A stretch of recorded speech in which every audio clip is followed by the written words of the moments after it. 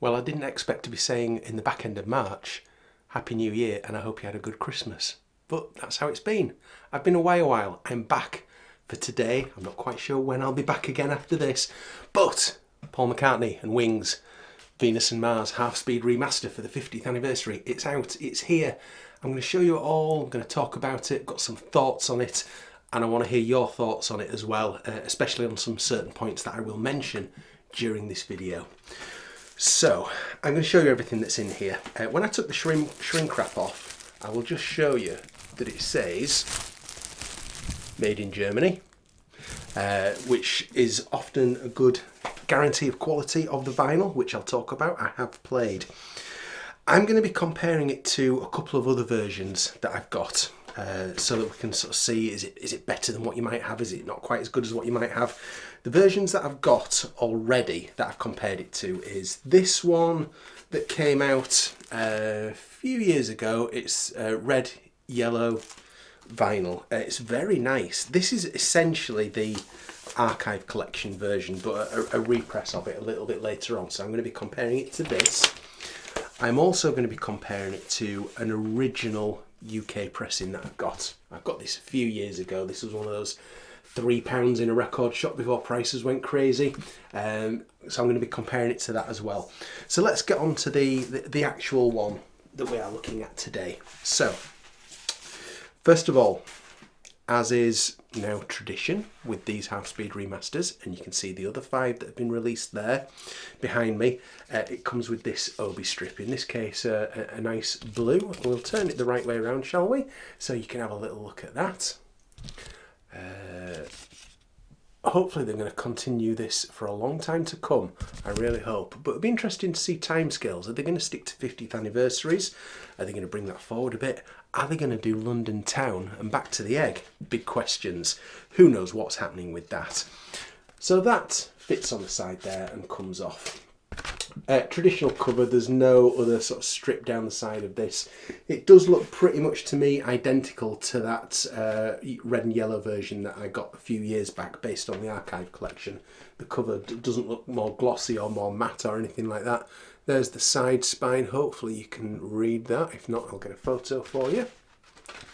It's a gatefold, as is tradition for Venus and Mars. Excellent photo in there. And on the back, there is something I love on the back of here that I'm really, really glad about, and I'll tell you about that in a moment. So again, as is normal, you've got all the lyrics printed on there on the back. But if I just go back to this original pressing, the lyrics for You Gave Me the Answer, this is something that I remember going back 35 years roughly when I first bought this album. And it was probably on cassette at the time. Or no, probably CD. The lyrics to You Gave Me the Answer, you can see there. And during the little instrumental break, it says terpsichore there. Now, I'd never heard that word before. I remember back in about 1990 saying to my mum, "Mum, what does this word here mean?" And she said, "I think it's something to do with dance, and I think it is something to do with the Greek god of dance or something like that." For the archive collection, and all subsequent versions until now, they removed that word, and it's always really annoyed me because it's supposed to be there and it isn't. But, ladies and gentlemen, is it back? Yes, it is. There it is. Okay, it might not mean much to most people, but it's an important little point to me that the fact that the word terpsichore is back where it belongs on the lyrics on the back of the album. So that's that's a look at the outer. Here is the contents of the album. Now, one thing I will just mention is I always get questions on a video like this about what is a half-speed vinyl remaster? What does it mean? What does half-speed mean? Is there a CD half-speed version? Well, at the end of this video, I'm going to put a link to a video that I did maybe about 4 years ago now, where I explained what a half-speed remaster is and what it isn't. So feel free to click on that link at the end if you want to go and find out a bit more about what on earth is a half-speed remaster. So, the contents inside the gatefold. As always with this half-speed remaster series, there is this certificate here that confirms the process of the half-speed mastering done by Miles Scholl at Abbey Road Studios, what equipment has been used. And that's, as is the case, like I say, for all of these half-speed remasters, they've got this certificate inside. So again, it's nice consistency with this series. We've got some stickers and ephemera. We've got this here. This is a sticker which, if I bring it up closely, you'll see that this is to do with Venus and Mars are alright tonight, and it shows the planets of the solar system and how long they take to revolve around the Earth compared to the Earth's 365 days. Okay, so you've got that in there. We've got a Venus and Mars sticker. Now, do any of you do anything with these stickers? I just keep them in the albums because I want to keep this stuff together where it belongs, but part of me wishes I had them sort of all on display everywhere because I'm never going to actually do anything with those stickers. I'm a bit torn. I could do with two, one to display and one to keep with the album. We've then got two posters which, you know, I've got this in every other version of Venus and Mars that I've ever had, but here it is again, a nice poster of the era. Looks to me like the sort of Mardi Gras era. Here I am, I'm here. Pre-Venus and Mars recording sessions. You can see Paul and Linda there enjoying their lives in the mid-70s. And this poster here, which I have in that yellow and red version. I don't have this in my UK pressing version, and I'm thinking that might just be that over the years it got lost before I bought that version. But let's get you a look at that. There you go. So lots of nice photos of the band of the era. I'll focus in on probably the best one there. Well, the best ones are probably down at the bottom, to be honest. So that's in there as well. And let's get you a look at the actual record itself in a moment. But I did want to mention, before I do that, I wanted to mention about the recording of the Venus and Mars album, because it's the one Paul McCartney album of that kind of era that people, including myself, have always said, oh, Venus and Mars could do with a remix. It really could. Now, this isn't a remix, this is a remaster, but there is a remix of Venus and Mars out now as part of this same promotion. There's a Dolby Atmos brand new remix out for streaming. Now, unfortunately, I wanted to review that, listen to it, see how it compared, because I wanted to know what is a remix of Venus and Mars going to sound like. I wasn't able to. That's because I subscribe to Amazon Music Unlimited, and although they carry the Dolby Atmos version, if you're not playing it through a Dolby Atmos receiver, it doesn't give you that file. It just gives you their sort of regular stereo file that they hold on their servers, which happens to be the Archive Collection Remaster from 2014, I think it was. So even though it says to me Atmos on it, I wasn't able to listen to it. I was hoping to listen to a stereo down mix of it to at least hear that sort of clarity of a remix, but I'm not able to do that. So if you've heard the Dolby Atmos version, and you know it's the Dolby Atmos version you've heard, please let us know in the comments what you think about the remix. Has it been worth it to finally have that remix? Let us know, because there may well be people interested in that. We have also got the inner sleeve as well. Now, I have taken the album out of this because it's not staticky. Sometimes static itself can hold it in these things, but it's just very, very tight. It's like a cardboard insert. So I've moved mine into a polylined sleeve. There's plenty of room for that in the gatefold. And here it is. I'm very pleased to see that it's back on a Capitol label, which feels right for Venus and Mars. My original UK pressing is on Capitol. The Archive Collection is on an MPL label. Lovely, but it doesn't quite feel authentic to Venus and Mars. So here it is. It's a regular black vinyl. Completely flat as this. There is no warping or anything on this record. It looks really good on the turntable. There's side one. You can see the label there. And I'll show you side two as well, so you can get a good look at that. How does it sound? Okay, so like I say, I was going to compare this to those other two versions that I've got. And each version is different.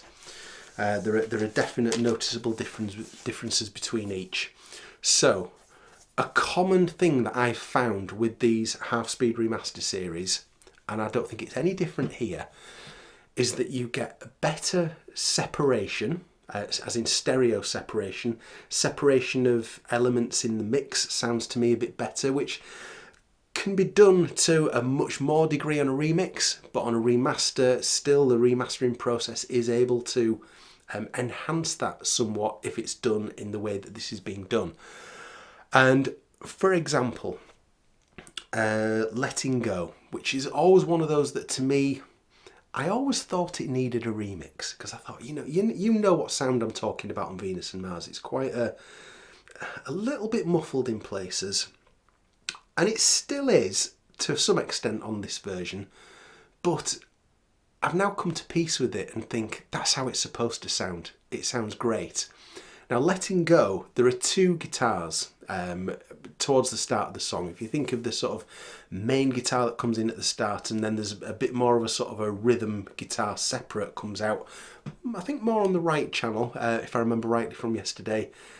There's better separation between those two guitar parts. I could hear that second guitar a lot better and pick that out more clearly than I could on either of the previous two versions. It sounded to me a little bit sort of muffled, especially on the bass on the 2014 version, but on this new 2025 remaster, the bass again sounds really smooth.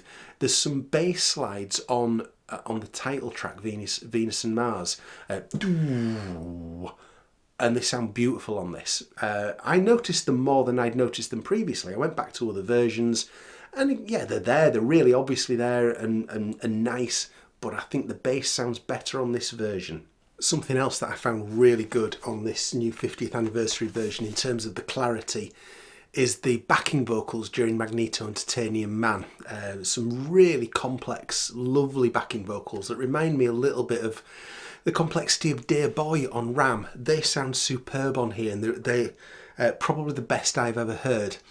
And while we're on the subject of Magneto and Titanium Man, for those wondering, some of you will be aware that on the archive collection in 2014, on the CD version, there was a little audio glitch. Very tiny, but very noticeable when you know it's there.